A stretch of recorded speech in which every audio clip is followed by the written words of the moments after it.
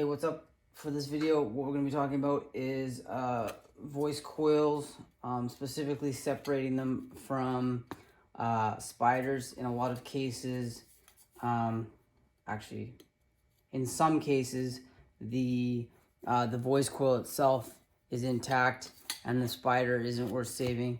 So what we want to do is separate the voice coil from the spider without destroying the voice coil itself, which is the case for many of these. These spiders are actually in very good shape, so I'd probably reuse those spiders. This one's obviously been cut, so I would need to separate without damaging the voice coil. And then in the case of this one here, which is what the video is about, we wanted to save the spider, but we weren't worried about saving the voice coil. So much like in a case like something like this, this is a voice coil that I made. The spiders are perfectly good. I did a custom stitch on them. So my goal in this particular case would be to salvage the spiders, but get rid of the voice coil and not worry about what happens to that, even though it looks very nice.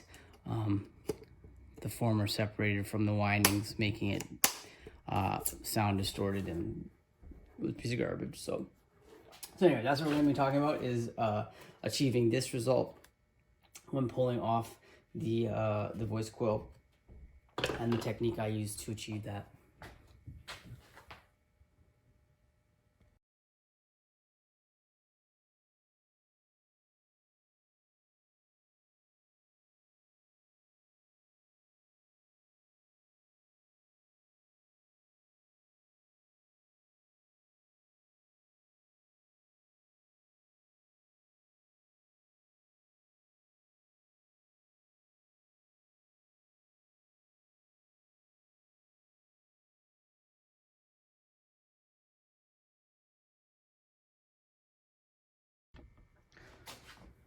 Well, as it turns out, I'm gonna do another Type R. It's a 10-inch, 10-inch 2.5. This is a fried coil. So I want to salvage the plastic dust cap. I like these black, the black plastic dust caps. I think they look good. The inverted full cone ones. That being said, maybe some people don't like them. The spider's in good condition, so we're gonna pull that out of here, and then rewire the existing leads up to match the OEM specs. Actually, you know what? This is probably something that I've never really gone into a ton of detail about. So we'll be right back. We're gonna start pulling the spider away from the voice coil. So I'll just get set up for that. Okay, so this can be done in many different ways. I'm probably going to need to eventually heat up and remove the solder, but the first thing I always like to do is break down the glue. Oh wow, that really got the crap kicked out of it, whoever was running this. Break down the glue here. You can use like a soldering iron. Sometimes I use a soldering iron, heat it, and burn it off that way. In this particular case, to save time, I'm going to use a little torch.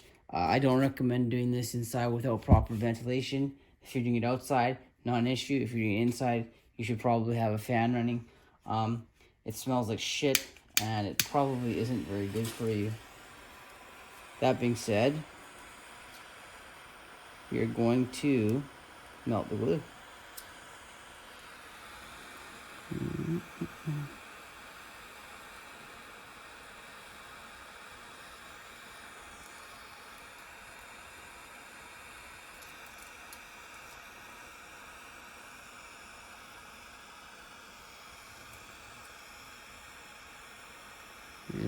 The former is now starting to get too hot for me to hold. As you can see,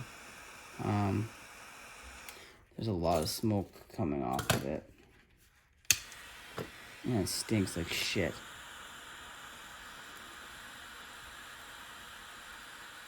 I might need to set the spider on this one. It's kind of looking like it might be sagging a little bit.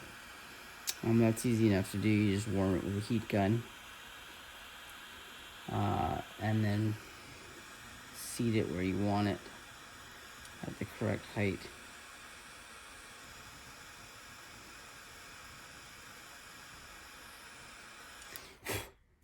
Try to avoid setting the thing on fire while you're doing this, of course.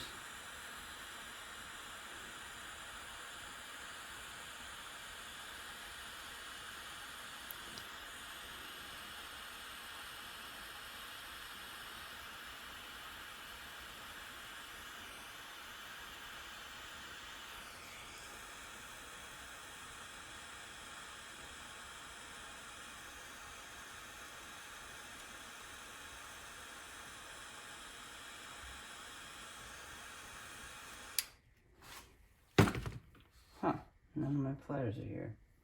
That's strange. Ooh, that stinks. Just breathed in some stuff I should not have. As you can see, the metal, despite my solder leads still being connected, for the most part, the glue has softened up. In a lot of places it's actually deteriorated the aluminum. I normally use pliers for this, but they're not down here, so.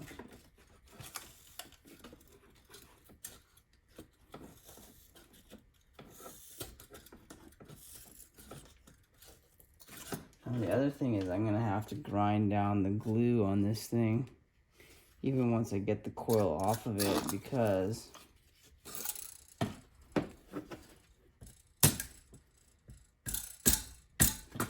it is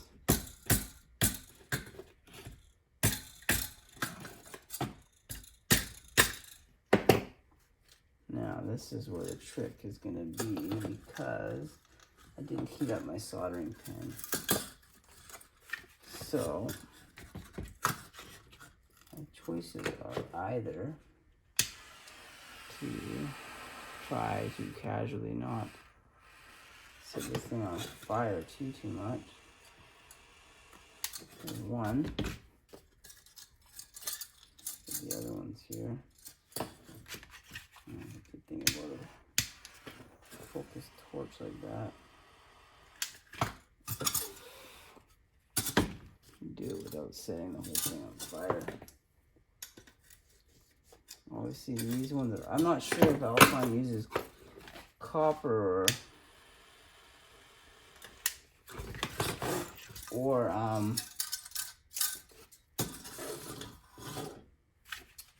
nickel on theirs, but when I do them, I use nickel.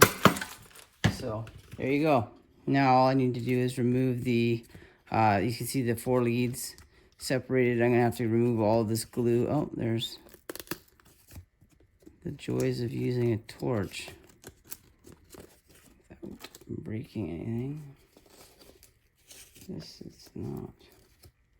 For the most part, it released with a couple of spots that it's still hanging on, i.e. it didn't get hot enough to break down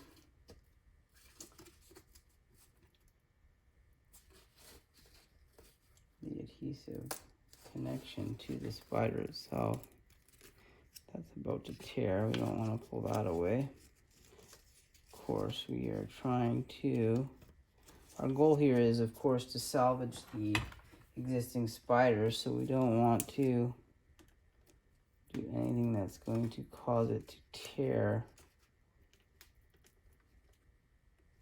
But unfortunately,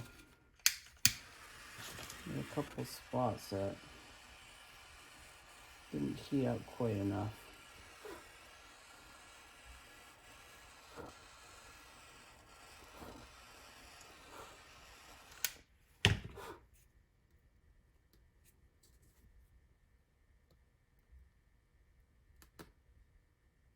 There you go.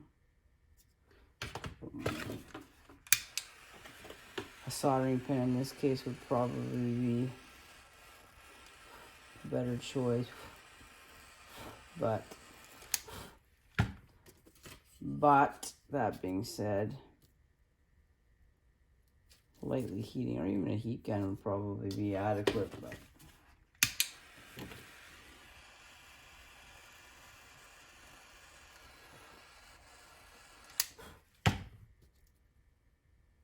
you can see the glue just separating. Or can you see the glue just peeling away from the spider itself? The spider should be reasonably resistant to heat, provided that you're not lighting them on fire. Anyway, here you can see no burn marks. Like, again, it has a little bit of a sag, so we'll have to reset the suspension so it sits flat. So you get an equal amount of excursion in both directions. Looks like there's a little bit of a stain on it there. Maybe try to clean that off a bit, make it look pretty. But anyway, that's how I normally remove these. It's usually fairly quick. Again, like I say, no damage to the spider. Just breaks the glue down. You can do it using a mechanical process as well, but using a mechanical process takes a little bit longer and more patience. If you're careful with the torch, you're not going to burn anything. And the spiders, there's absolutely nothing wrong with it. There's no burns on it from the torch. So yeah, that's one approach. Say what you will.